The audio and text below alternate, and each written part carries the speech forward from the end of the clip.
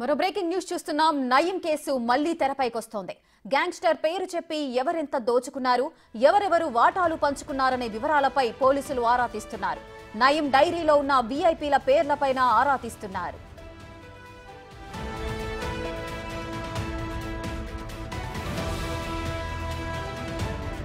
రెండు 2016లో నయీంను పోలీసులు ఎన్కౌంటర్ చేశారు. దాదాపు 100 కోట్ల రూపాయల ఆస్తులను సీజ్ చేశారు. నయీం ఇంట్లో దొరికిన నగదు, బంగారంపై పలు ఊహాగానాలొచ్చాయి. అతని ఆపరేషన్స్ ఉన్న డైరీని స్వాధీనం చేసుకున్నారు. ఇంతకాలం ఆ డైరీ సీక్రెట్ గానే ఉంది. అందులోని వివరాలు బయటకు రాలేదు. నయీం కేసును తవ్వితే ఆ డీటెయిల్స్ అన్ని బయటకొచ్చే అవకాశం ఉంది. ముఖ్యంగా బీఆర్ఎస్ నేతలతో లింకులు బయటపడే ఛాన్స్ ఉంది. నయీం కేసును సీరియస్ గా తీసుకోవాలని ప్రభుత్వం నుంచి పోలీసులకు ఆదేశాలందాయి.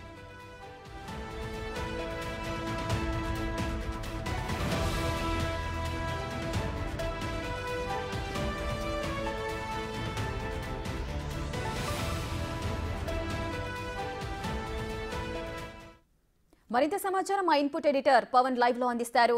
పవన్, నయీం కేసు మళ్లీ తెరపైకొస్తోంది. దీనికి గల కారణాలేంటి?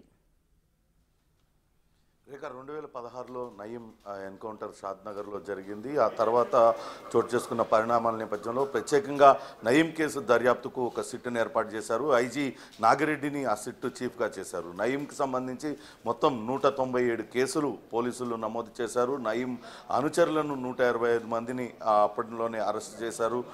కొంతమంది పైన పీడీ యాక్ట్ కూడా పెట్టారు. అయితే నయీంని ఎన్కౌంటర్ చేసిన తర్వాత ఇక్కడ నార్సింగి అల్కాపురిలో ఉన్న ఆయన నివాసంలో భారీగా సోదాలు నిర్వహించారు. ఒక రోజంతా కూడా అక్కడ సోదాలు నిర్వహించారు. భారీ ఎత్తున బంగారం, నగదు దొరికిందంటూ పెద్ద ఎత్తున ప్రచారం కూడా జరిగింది. అయితే పెద్ద ఎత్తున ప్రచారం జరిగింది. అంతేకాకుండా నయీం డైరీ ఒకటి కీలకంగా మారింది. అందులో నయీం డైరీలో తాను ఎక్కడెక్కడ ఆస్తులు కూడబెట్టింది, తదితర వివరాలతో పాటు ఎవరెవరికి ఎంత చెల్లింపులు ఇచ్చింది అనేది కూడా అందులో మొత్తాన్ని నమోదు చేశాడు.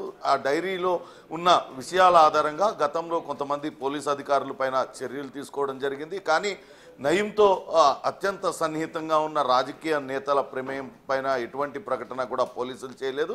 అయితే 197 కేసులు నమోదు చేసి 125 మందిని అరెస్ట్ చేసి మరికొంతమందిని ప్రశ్నించారు. నయీంతో ముఖ్యంగా బీఆర్ఎస్ నేతలు అత్యంత సన్నిహితంగా మెలిగారన్న ఆరోపణలు కూడా వచ్చాయి. అప్పట్లో అటు శాసన మండలిలో నేతగా ఉన్న ఒక వ్యక్తి, శాసన మండలి పక్ష నేతగా ఉన్న వ్యక్తి అత్యంత సన్నిహితంగా నయీంతో ఉన్నాడు అనే ఆరోపణలు వచ్చాయి. అట్లనే భువనగిరి ప్రాంతానికి సంబంధించి గతంలో బీఆర్ఎస్లో ఉన్న నేత ఆయనకు అత్యంత సన్నిహితంగా మెలిగాడు. వీళ్ళందరితో కలిసి ఆ చుట్టుపక్కల పెద్ద ఎత్తున రియల్ ఎస్టేట్ వ్యాపారాలు చేశారు.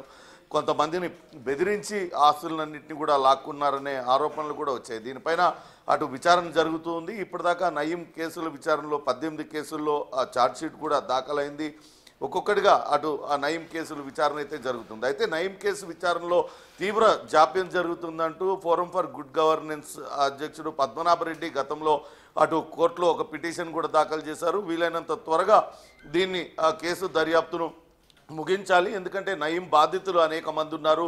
నయీం కొన్ని వందల మందికి సంబంధించిన ప్లాట్లన్నింటినీ కూడా కబ్జాలకు పాల్పడ్డాడు. వాళ్ళందరికీ కూడా సత్వరం న్యాయం జరగాలంటే ఈ కేసు విచారణ త్వరగా జరగాలంటూ ఆయన పిటిషన్లో పేర్కొన్నారు. అయినప్పటికీ కూడా గత ప్రభుత్వం దాన్ని పూర్తిగా పక్కదో పట్టించింది. ఆ సిట్ను కూడా అటు ఆ సిట్ దర్యాప్తు ఎంతవరకు వచ్చింది ఏంటి అని తెలవకుండానే సిట్ను కూడా పూర్తిగా నిర్వీర్యం చేసేసిన పరిస్థితి అయితే కనపడుతుంది. గత కొంతకాలంగా అటు నయీం బాధితులు తీవ్ర ఒత్తిడి తెస్తూ ఉన్నారు. ఇంకా కూడా తమకు న్యాయం జరగలేదు. 2016లో ఆయన ఎన్కౌంటర్ జరిగింది. ఇప్పటికీ 8 ఏళ్ళుగా వస్తుంది. కానీ ఇంతవరకు ఆ బాధితులుగానే తాము మిగిలిపోయాం, ఎటువంటి న్యాయం కూడా జరగలేదంటూ వాళ్ళందరూ కూడా తిరుగుతున్నారు. నిన్న అటు అచ్చంపేట ఎమ్మెల్యే చిక్కుడు వంశీకృష్ణ కొన్ని సంచలన ఆరోపణలు చేశారు. గత ఎమ్మెల్యే, బీఆర్ఎస్ ఎమ్మెల్యేగా ఉన్న మాజీ ఎమ్మెల్యే గువ్వల బాలరాజు నయీంకి అత్యంత సన్నిహితుడు, నయీంతో కలిసి దందాలు చేశారు. తాను నయీం కేసు విచారణను తిరిగి పునఃప్రారంభించాలంటూ తాను కోరనున్నట్టుగా ఆయన చెప్పారు. అయితే దీనిపైన ఇప్పటికే ప్రభుత్వం నిర్ణయం తీసుకుంది. అటు కోర్టు విచారణలో కేసులు ఏ దశలో ఉన్నాయో పరిశీలించాలంటూ అటు అధికారులకు ఆదేశాలు ఇచ్చారు. వీలైనంత త్వరగా బాధితులకు న్యాయం జరిగే విధంగా కేసు దర్యాప్తును పూర్తిగా పారదర్శకంగా చేయాలంటూ కూడా చెప్పినట్లుగా తెలుస్తుంది. త్వరలోనే దీనిపైన అటు పోలీస్ అధికారులు ఒక నిర్ణయం తీసుకొని ప్రత్యేక బృందాన్ని ఏర్పాటు చేయడం ద్వారా నయీం కేసు దర్యాప్తు తిరిగి ప్రారంభించనున్నారని తెలుస్తుంది. అట్లనే